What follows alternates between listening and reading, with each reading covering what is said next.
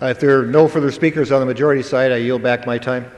Gentleman from Washington yields back the balance of his time. Gentlewoman from the Virgin Islands. Mr. Speaker, I yield back the balance of my time. Gentlewoman from the Virgin Islands yields back the balance of her time. The question is now, will the House suspend the rules and pass H.R. 5811? Those in favor say aye. Those opposed say no. In the opinion of the chair, two-thirds being the affirmative, the rules are suspended and the bill is passed to, and without objection, the motion to reconsider is laid on the table. For what purpose does the gentlewoman from the Virgin Islands seek recognition? Mr. Speaker, I move to suspend the rules and pass H.R. 5110. Clerk will report the title of the bill. As amended. Union Calendar Number 343, H.R. 5110, a bill to modify the boundary of the Casa Grande Ruins National Monument and for other purposes. Pursuant to the rule, the gentlewoman from the Virgin Islands, Ms. Christensen, and the gentleman from Washington, Mr. Hastings, each will control 20 minutes. The chair now recognizes the gentlewoman from the Virgin Islands. Thank you, Mr. Speaker. Mr. Speaker, H.R. 5110 would add 415 acres to Casa Grande Ruins National Monument located in Phoenix, Arizona. Currently, the 472-acre monument represents only part of the historic Native American community that once existed in that area. A 2003 National Park Service report identified 7 parcels for potential addition to this monument. H.R. 5110 authorizes the acquisition of 3 properties by donation, exchange, or purchase, which donated or appropriated funds from willing owners only. Mr. Speaker, H.R. 5110 is a good bill. Representative Ann Kirkpatrick has worked hard to bring it to the floor, and I urge the House to approve it. I reserve the balance of my time. Gentleman from the Virgin Islands reserves balance of her time. And gentleman from Washington. Thank you, Mr. Speaker. Mr. Speaker, I yield myself as much time as I may consume. Gentleman from Washington is recognized. Thank you, Mr. Speaker. Mr. Speaker, there are many things, in my view, that are wrong with this bill, but I just want to point out 3 of them. First, this bill represents wasteful and unnecessary spending at a time of exploding federal debt. Second, it lacks needed protection for private property rights. And third, it expands the already bloated federal government at a time when our priority should be on jobs and economic growth, not the growth of government. It shouldn't be necessary to point out that at a time of near double-digit unemployment and trillion-dollar debt, we really ought to be working to unleash private sector economic growth so that more Americans can find jobs, can pay their mortgages, and provide for a better life for their families.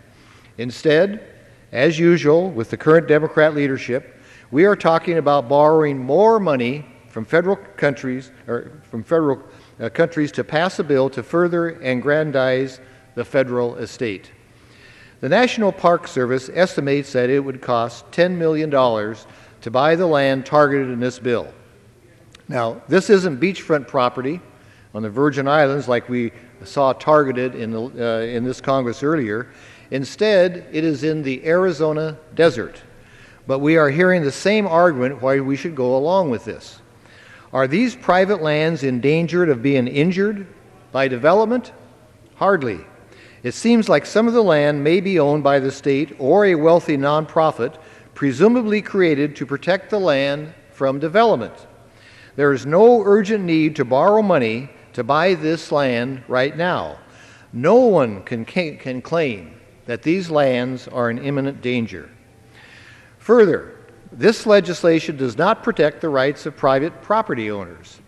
Instead, it continues the disturbing practice of Congress drawing boundaries of federal land management areas around private property, even in cases where the landowners have not been given the written approval. When Congress expands federal boundaries to encircle private property, we sometimes shower ourselves with praise for protecting private property from the dreaded private property owner. But Congress should only draw boundaries around lands the federal government already owns, not around what it wants to own. I know the bill purports to protect private property, but it does nothing, Mr. Speaker, and this is important, it does nothing to restrain the eminent domain authority already possessed by the Secretary of the Interior according to both federal case law and the Congressional Research Service. This bill expands an area previously designated under the Antiquities Act. As the Committee on Natural Resources learned from recently leaked Department of Interior documents, this administration is strongly interested in creating new national monuments or expanding existing ones, and doing so with or without Congress. The American people are way ahead of Washington on these issues, Mr. Speaker. They know that what we should be doing is controlling spending, protecting private property, taking better care of the land we already own, and reducing the dead weight of taxation and federal bureaucracy that is stifling free enterprise, which I might add is the engine of economic growth. So, Mr. Speaker, that being said, there are parts of this bill that I could support, such as clearing up administrative jurisdiction issues and a boundary modification to remedy trespassing issues for an irrigation project. However, I am sorry that these sections, which had broad support, weren't allowed to stand on their own.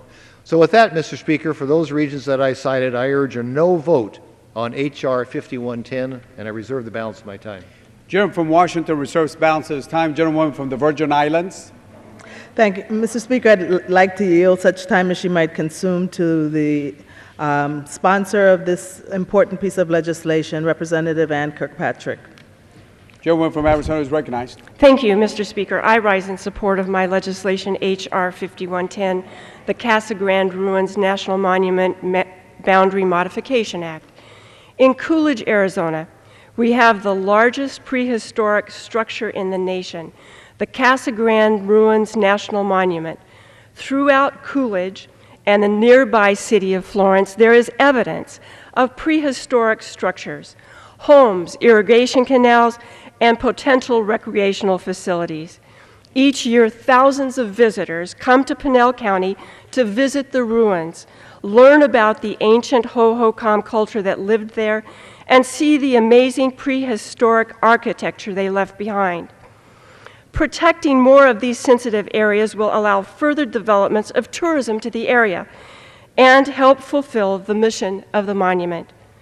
The legislation under consideration today does two things. First, it allows